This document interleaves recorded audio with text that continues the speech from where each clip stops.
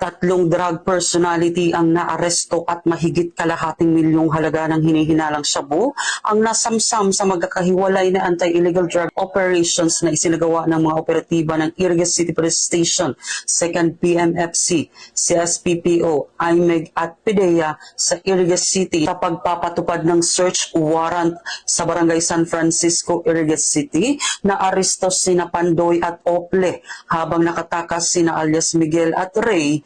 Na-recover sa operasyon ang 12 sachet ng hinihinalang shabu na tumitimbang ng 35 gramo at nagkakahalaga ng 238,000 pesos. Ayon kay Police Colonel Virgilio O. Olalia Jr., Provincial Director ng Camarines Sur PPO, patuloy na paihigtingin ng Camarines Sur PNP ang kampanya laban sa illegal na droga at ang pagtugis sa mga natitirang sospek upang mapanagot sa batas. Mula dito sa Camarines Sur Police Provincial Office, ako po si Police Staff Sergeant Gerald A. Corporal, nag-uulat sa Police News Network.